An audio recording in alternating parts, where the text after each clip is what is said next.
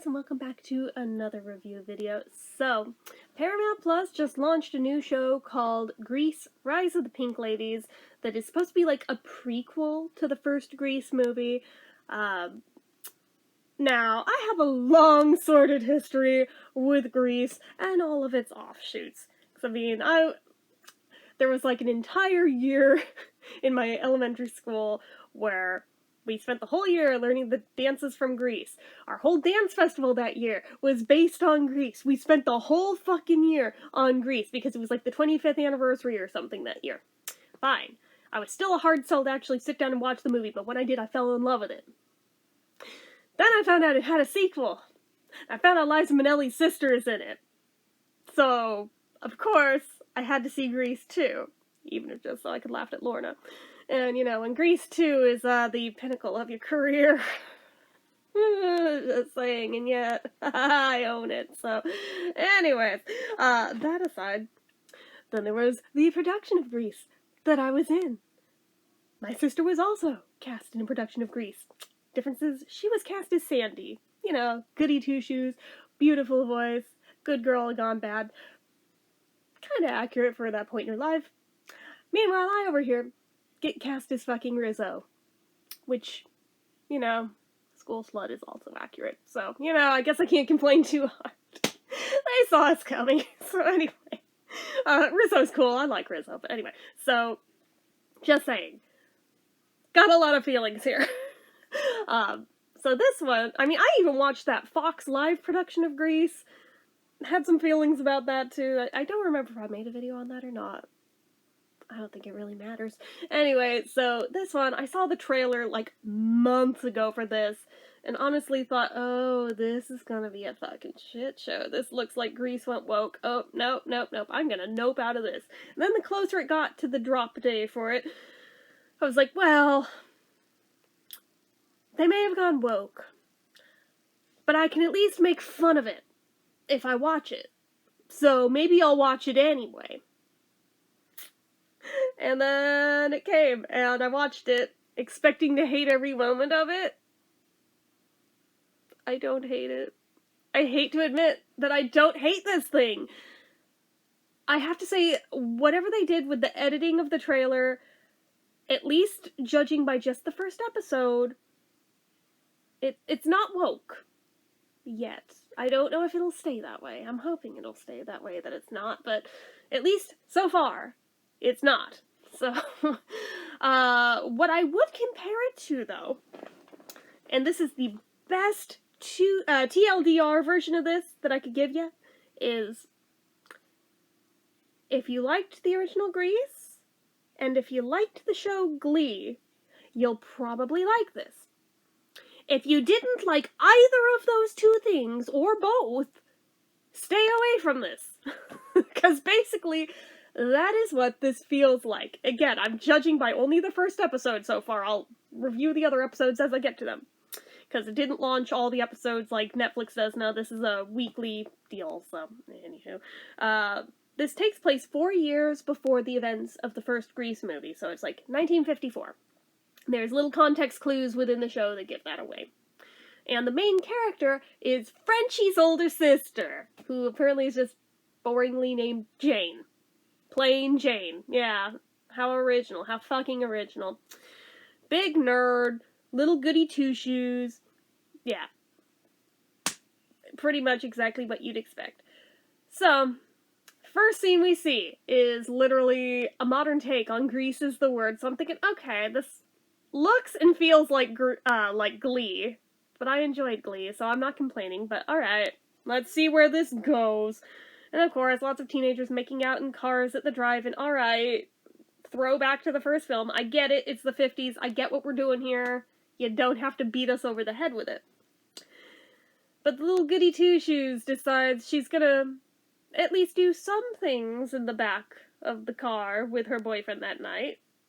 They leave it vague because they make you think they went all the way.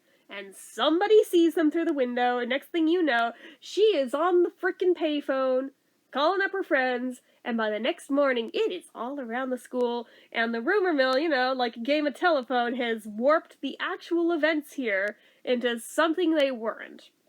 So there's all kinds of crazy rumors floating around about her. Everything from, oh, under your skirt is the most visited New York attraction. Wow. Wow, okay. Right up to, wow, you gave him the clap. And she's pregnant with his baby. I heard it's twins. Like, bro. Then again, that kind of is how high school works, though. So, I mean, they're not wrong, but goddamn. Like, they're completely wrecking her reputation. And she was going to run for student council, but now, because of recent events, it would be better if she doesn't, because it would look bad, because the people running for student council are supposed to be prim and proper and perfect, like spotlessly clean permanent records, shit like that.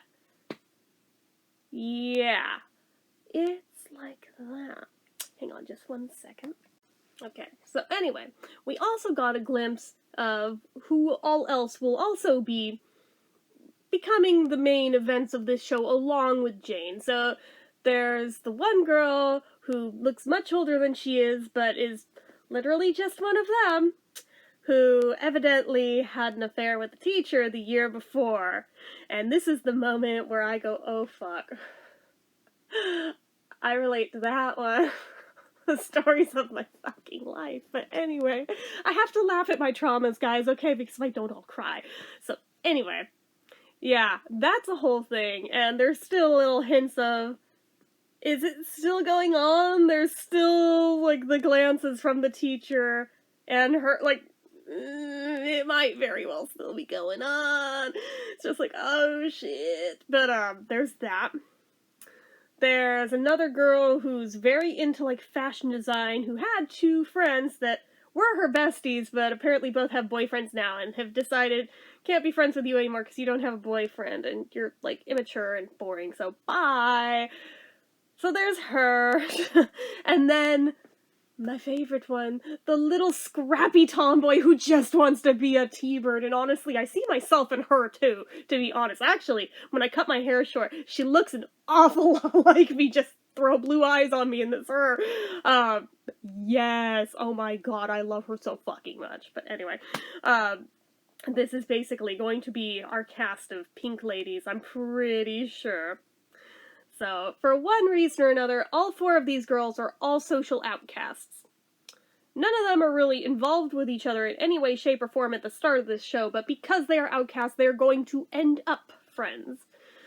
So, there's a chick in there who looks very much like Anne Margaret in Bye Bye Birdie, and I don't think it was accidental, because there is a dance number that looks like they literally stole the dance moves from that, even though this is the 50s, not the 60s, but not supposed to notice, shh.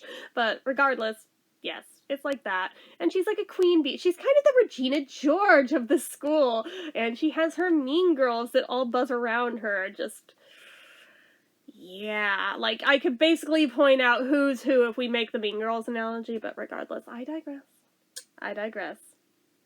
You know exactly where all that shit's going, and she's basically just going to make people's life a living hell, because that is what queen bees do. So there's that. But anyway, the whole drama of this first episode is Jane and this reputation that is now just overshadowing her life, and she feels like she needs to try to stomp this out and correct everybody's story, like, before it gets any more out of hand, because, I mean, if I just tell people the truth, they're reasonable, right? I mean, they would believe me if I told them what actually happened versus what they think happened. Yeah, no. No one wants to hear it, and because they've heard such fucked up versions, we have people reacting like, I heard you gave him the clap, and I don't want to catch any of that. Get away from me. It's like, oh my god. But anyway, so it's literally that kind of catty, right down to, stop, don't want to hear it, just gets shut down at every turn. Yet her boyfriend, oh, magically he's getting high-fived, and the dudes want to hear about that shit because, yeah, patriarchy. It's like that. So, yeah, it's largely his idea that she drop out of the running for student council, because of course it fucking is. Similarly, the tomboy who just wants to be a T-bird, she promises to go through initiation rites and everything if they'll just let her be one of them. And they're like, okay, and they come up with, like, their whole plan of how she'll earn her way in. Yeah, she does the thing, and they still don't let her in. Shocker, so, she's been burned. There's the girl who had the affair with a teacher who's just a social outcast from everybody anyway, and she's just trying to survive high school at this point, so she's an outcast.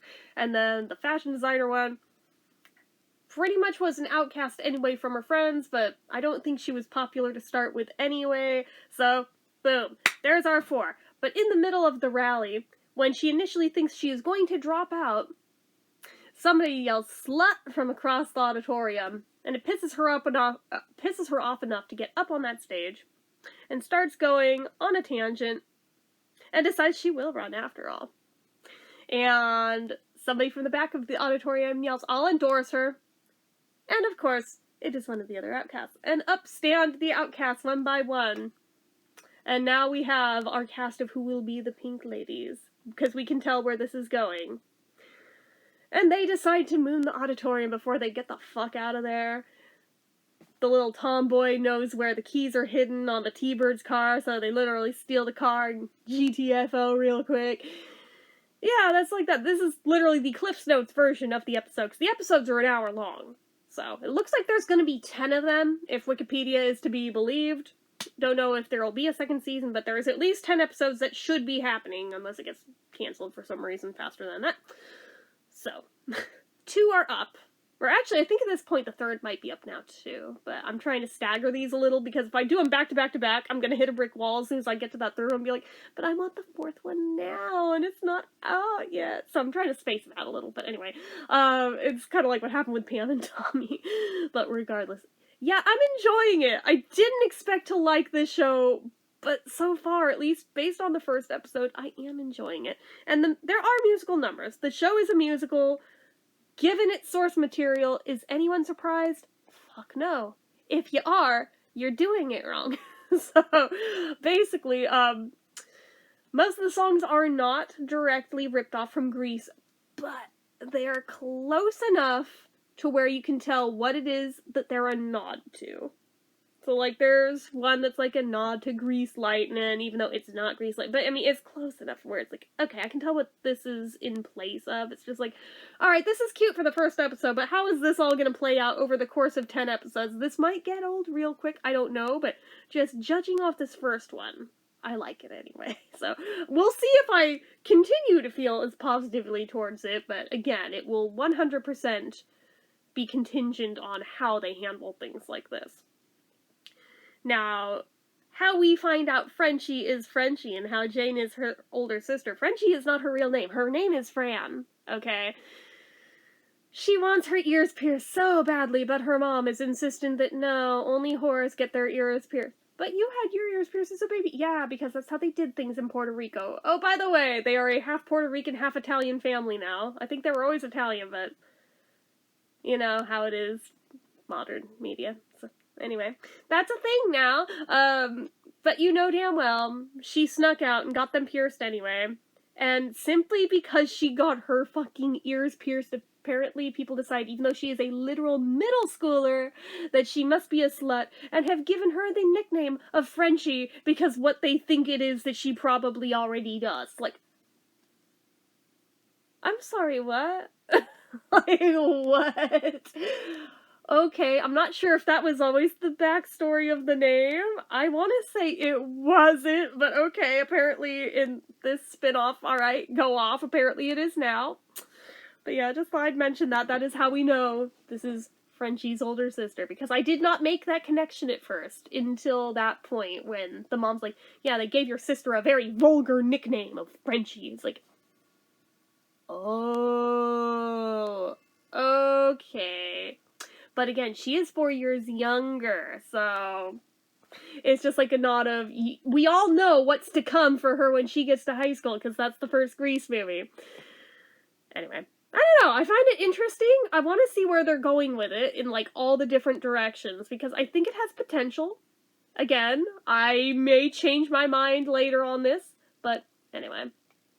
That is about it for this one. I would say, again, if you liked both Grease and the show Glee, give this one a shot if you have access to Paramount Plus, because actually I don't think it's that bad.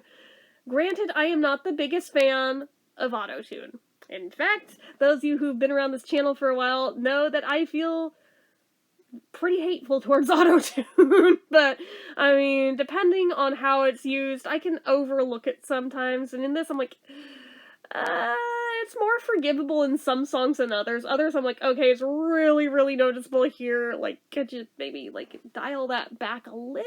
A little? So I don't know if that's going to keep getting worse throughout the series, because it seemed like each song consecutively in the first episode was getting more and more auto-tune. So I'm like, ooh, that could potentially be a deal breaker if it keeps getting worse. But anyway.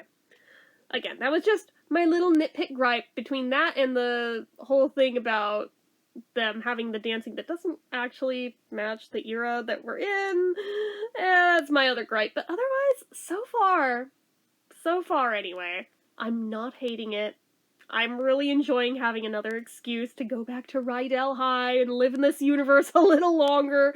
So, I don't know. I'll probably watch all of it, even if I end up hating it. I probably will, because we all know how I am. So, anyways. I'm not going to give it a number rating. Not this time, anyway. I think it's too early to do that. Maybe we'll wait till we reach the end of the season, and then I'll try to do it, rather than going episode by episode like I typically would. I'll just say that, yeah, I recommend it. So, anyway. That is it for this one, guys. So, as usual, you know what to do. If you like this video, go ahead and give it a like. If you're not already and you'd like to be, click subscribe, hit that notification bell icon so you never miss an upload, leave comments down below. Make sure you're following my social media accounts, my Facebook fan page, my Twitter, my Instagram, my eBay, my Reddits, everything and more. It's all down below. And if you like what I do here on this channel and you'd like to help support it, the donation link, as always, is down in the description. Anyway, guys, till next time, see ya.